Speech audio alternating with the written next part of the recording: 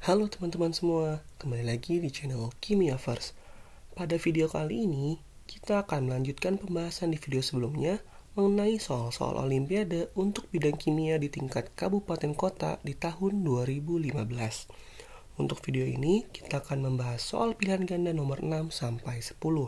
Tanpa berlama-lama lagi, kita mulai pembahasannya dari nomor 6. Untuk soalnya yaitu, dari serangkaian diagram berikut ini, diagram yang terbaik untuk menjelaskan jari-jari relatif dari atom dan ion natrium serta klor dan ion klorin adalah.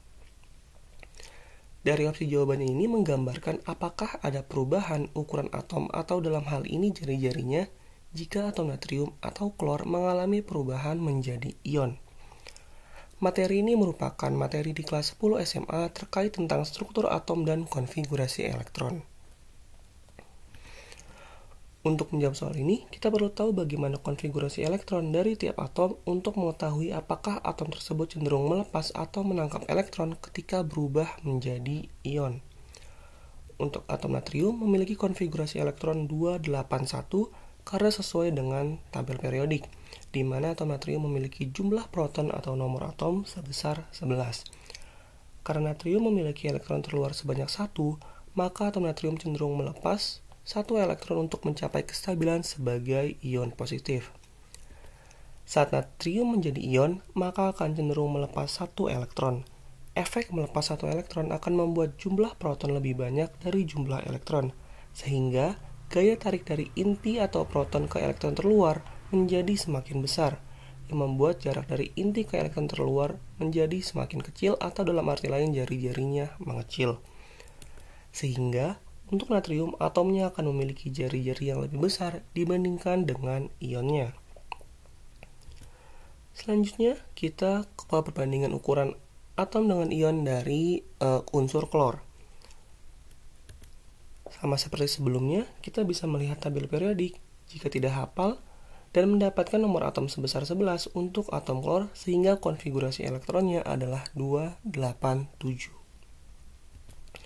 Karena klor memiliki elektron keluar sebanyak 7 elektron, maka atom klor cenderung menangkap 1 elektron untuk mencapai kestabilan sebagai ion negatif. Saat klor menjadi ion, maka akan cenderung menangkap 1 elektron. Efek menangkap 1 elektron akan membuat jumlah elektron lebih banyak daripada jumlah proton yang membuat gaya tarik inti atau dari proton ke elektron terluar menjadi semakin rendah. Akibatnya, jarak dari inti atom ke elektron terluar semakin besar atau dalam arti lain jari-jarinya membesar. Sehingga untuk klor atomnya memiliki jari-jari yang lebih kecil dibandingkan dengan ionnya. Oleh sebab itu, jawaban yang paling tepat adalah opsi B karena mewakili atom natrium yang lebih besar dibandingkan ionnya dan atom klor yang lebih kecil dibandingkan ionnya. Oke, kita next ke nomor selanjutnya yaitu soal nomor 7. Soalnya yaitu energi ionisasi kedua kalsium adalah 1150 kJ per mol. Di antara persamaan reaksi termokimia berikut yang menggambarkan energi ionisasi kedua kalsium adalah. Materi ini sama seperti di nomor 6 ya, masih masuk ke dalam pembahasan struktur atom dan konfigurasi elektron. Hal yang dibahas dalam soal ini adalah energi ionisasi. Energi ionisasi itu sendiri adalah energi yang dibutuhkan untuk melepas 1 elektron dari atom atau ion dalam keadaan gas. Karena definisinya itu adalah energi yang dibutuhkan, maka nilai entalpinya pasti plus atau positif, sehingga kita bisa langsung mengeliminasi opsi C dan opsi E karena nilainya negatif.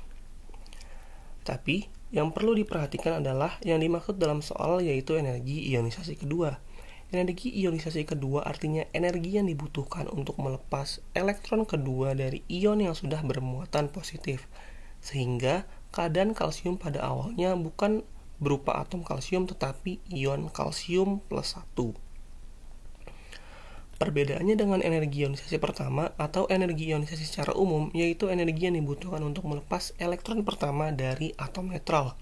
Seperti contohnya di reaksi X menjadi X+, di mana awalnya itu X saja tanpa muatan, Sedangkan untuk energi ionisasi sisi kedua, awal mulanya dari ion +1. Sehingga jawaban yang paling tepat adalah opsi yang B. Untuk opsi yang A salahnya adalah awal mulanya dari atom kalsium dan bukan dari ion +1. Begitupun juga dengan opsi yang C. Bedanya opsi A dan C hanya di fasa kalsiumnya saja, sehingga jawaban yang paling tepat adalah opsi yang B. Oke, kita next ke soal selanjutnya, yaitu soal nomor 8. Soalnya adalah diagram berikut ini menggambarkan suatu percobaan untuk pembuatan dan pengumpulan gas SO2. Ternyata setelah dilakukan percobaan dengan sistem tersebut gagal atau tidak mengumpulkan gas SO2. Di antara modifikasi berikut yang akan membuat eksperimen ini berhasil untuk memperoleh gas SO2 adalah: untuk menjawab soal ini, kita harus sering-sering membaca reaksi kimia untuk mengetahui hasil dari reaksi kimia tersebut. Karena pada soal yang ingin didapatkan adalah gas SO2, maka kita perlu mencari sumber gas dari sumber gas SO2-nya. Dari reaksi pertama, saat Na2SO3 ditetesi HCl encer, akan mengalami reaksi dan mendapatkan produk NaCl, gas SO2, dan H2O. Sebenarnya dari reaksi ini atau di reaksi pertama kita sudah bisa mendapatkan gas SO2, tetapi pada soal dijelaskan bahwa gas SO2 tidak dapat dihasilkan. Hal ini dikarenakan gas SO2 merupakan senyawa yang bersifat asam, sehingga dengan adanya penambahan KOH atau pada labu P ini, senyawa si SO2 akan membuatnya bereaksi di mana gas SO2 berubah menjadi senyawa lain, dan di akhir reaksi gas SO2 tidak dihasilkan.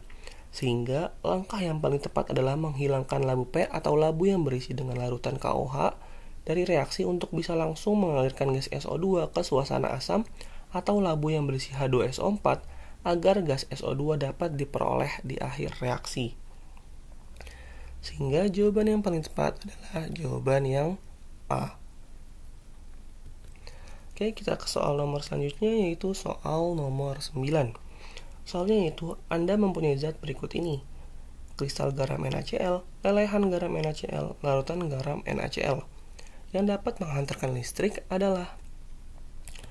Nah, soal ini sebenarnya cukup mudah jika kita memahami materi ikatan kimia di kelas 1 SMA. Pada materi tersebut dijelaskan bahwa setiap senyawa atau molekul akan terbentuk melalui 3 ikatan, yaitu ikatan ionik, kovalen, dan ikatan logam. Untuk NaCl ini masuk ke dalam kategori senyawa yang terbentuk dari ikatan ionik karena berasal dari unsur logam dan juga non-logam. Nah, karena membentuk senyawa ionik, kita harus ingat sifat senyawa ionik, yaitu senyawa yang dapat menghantarkan listrik apabila berada dalam keadaan larutan atau keadaan leburan, atau bisa juga disebut si leburan ini lelehan ya. Hal ini dikarenakan pada keadaan tersebut ada ion positif dan negatif yang bebas bergerak, sehingga listrik dapat dihantarkan. Hal sebaliknya berlaku pada saat keadaan kristal atau padatan, di mana pada keadaan ini senyawa ionik tidak bisa menghantarkan listrik karena ion-ionnya tidak bergerak, sehingga listrik tidak bisa dihantarkan melalui senyawa ionik pada keadaan padat. Oleh sebab itu, jawaban yang paling tepat adalah opsi yang C, di mana hanya nomor 2 dan 3 berupa lelehan dan larutan garam NaCl yang bisa menghantarkan listrik. Oke, kita ke soal terakhir untuk video kali ini, yaitu soal nomor 10. Yang merupakan diagram orbital hibrida dari boron dalam BF3 adalah... Nah, soal ini masuk ke materi struktur atom dan konfigurasi elektron yang masih sama dipelajari di kelas 1 SMA. Untuk menjawab soal ini, pertama-tama kita harus menentukan terlebih dahulu atom pusat dari senyawa yang ditanyakan. Atom pusat biasanya memiliki ciri sebagai atom yang paling sedikit dalam suatu senyawa, dan untuk senyawa BF3, atom pusatnya adalah atom B. Setelah itu, kita tentukan konfigurasi elektron dari atom pusatnya, dan didapatkan bahwa atom B berada pada golongan 3A dengan elektron keluar berjumlah 3.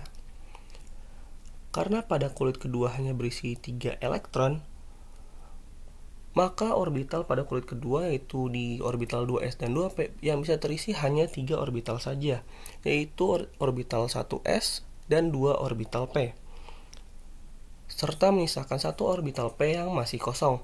Ketika sudah berikatan, tingkat energi elektron dalam tiap orbital akan sama, sehingga akan menghasilkan orbital sp2, karena tadi yang digunakan 1 orbital s dan 2 orbital p. Untuk lebih jelasnya bisa dilihat di orbital atom B. Nah, keadaan tersebut merupakan keadaan dasar atom B sebelum berikatan. Awalnya orbital S terisi penuh dan ada satu elektron di orbital P. Akan tetapi setelah mengalami eksitasi dan berikatan dengan atom F, elektronnya akan mengalami perpindahan agar dapat berikatan dengan atom F dan menghasilkan hibridisasi sp2 dengan elektron yang terisi seperti pada gambar. Dengan demikian, jawaban yang paling tepat adalah opsi yang E, di mana di sini menggambarkan gambar elektron yang sama ya. Dan dia menggambarkan orbital sp2 dan ada satu orbital 2p yang kosong. Nah, mungkin sekian untuk video kali ini. Semoga bermanfaat, dan apabila ada hal yang ingin ditanyakan atau didiskusikan, bisa kita diskusikan bersama di kolom komentar. Jangan lupa juga untuk melihat video lainnya terkait pembahasan OSK kimia. Sampai jumpa di video selanjutnya.